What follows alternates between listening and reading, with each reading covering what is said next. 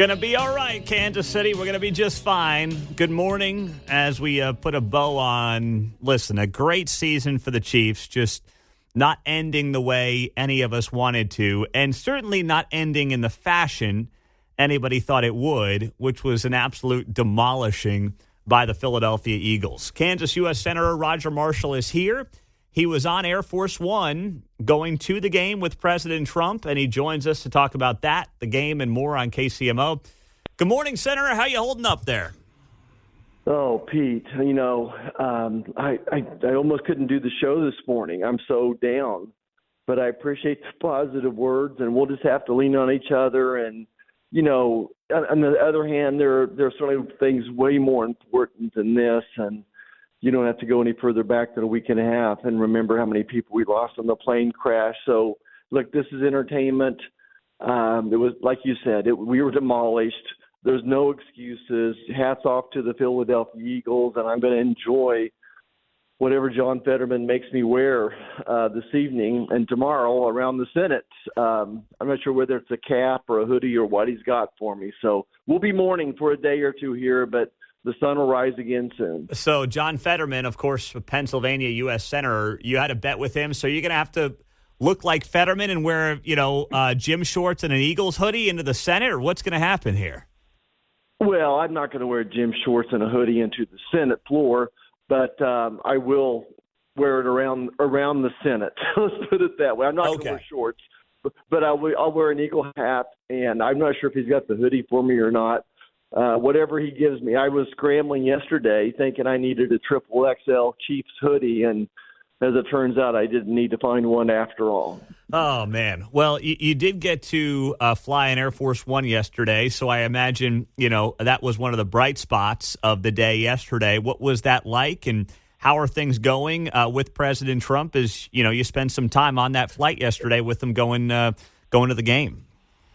Yeah, Pete, he is truly, truly amazing. We had dinner with him Friday night and had a little Republican gathering all weekend type of thing. And Sunday afternoon, we were down there anyway, so he invited me to go to the game. He's a super Chief fan. Probably the highlight was he finished up the paperwork to make the Gulf of Mexico now the Gulf of America. So we finished that up right as we were getting into the international waters. And so we were on the board with the president at the time this was officially renamed. And he was certainly, to say he was proud of that would be an understatement. So proud to share that moment with him. I just would not believe how hard this man works. He comes back during the flight, greets us, sits down with us. They just wore him out during the game. Be different people coming up to shake his hand. And he actually wanted to watch the game, but that didn't happen. This is probably the most impressive. We got back last night to D.C. After midnight.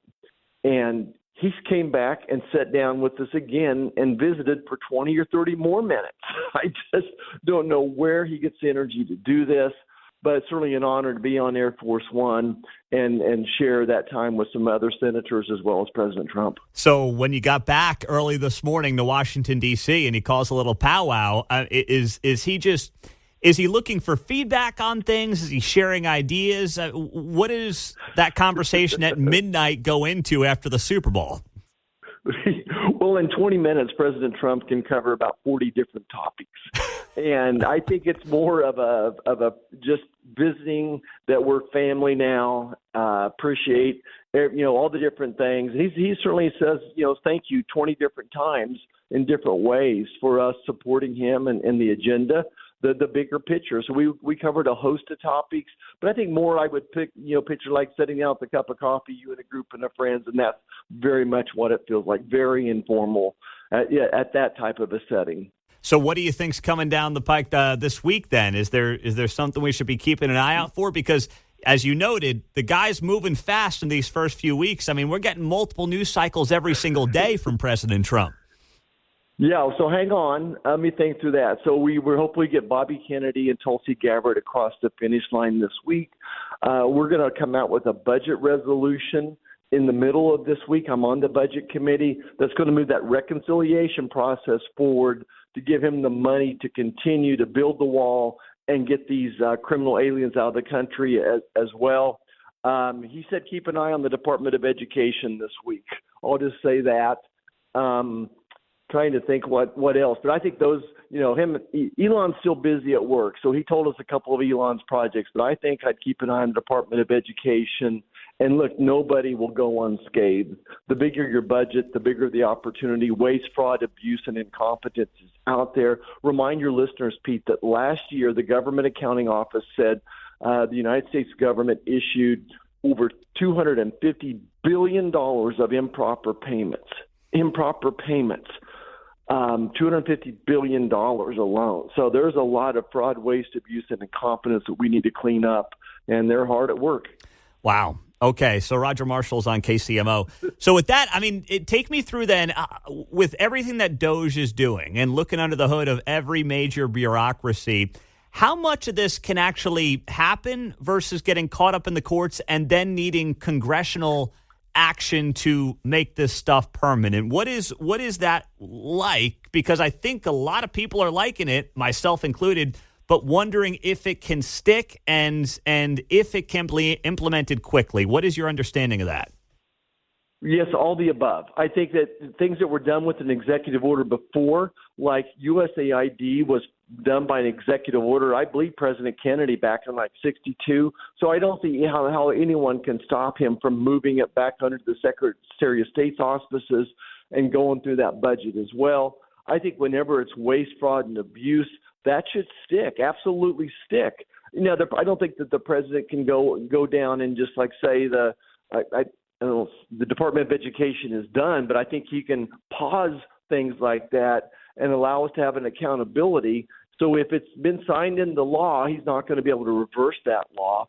But if it's things that have been done by executive order in the past, I think he can do those. So it's going to be all the above, Pete. And sometimes I wake up in the morning and wondering what we can do and not do. The court systems, most of this stuff is not, if it gets to some type of a Supreme Court hearing, it won't be a unanimous decision either. So it's hard for me to predict what will and won't fly. But I think the way I look at DOJ is their job is to prioritize what we need to do. Mm-hmm. And I got to tell you about a dozen things that were on my list that I gave to Elon and Vivek. They've accomplished. This USAID was one of them. I said they need to burn this place down. That was my exact words. It's so horrible out there, the waste I've seen in the USAID. There's good things, but there's so many bad things. So little of the money is getting to the end user, as I would call them. I thought, my gosh, this is a waste of $40 billion as well. So hang on, bear with me, and we'll keep working through it. Well, Senator, last thing, did you see Chris Jones go out of his way to shake President Trump's hand before the game? That's gotten a lot of attention. I know that you were there, so you may not have been seeing all the chatter on social media. But Chris Jones going out of his way to track down President Trump and shake his hand before the game, it just goes to show you we are in a very different world than we were 8 years ago in this country. Well, I'll just share this. I hate to ever speak for the president, but certainly he knows who on the Chiefs supports him. He knows that Mrs. Mahomes supports him. He knows that Patrick's mom supports him. He knows, and he appreciates it. Let's just put it that way. And he's certainly very aware of who got booed last night and who got cheered.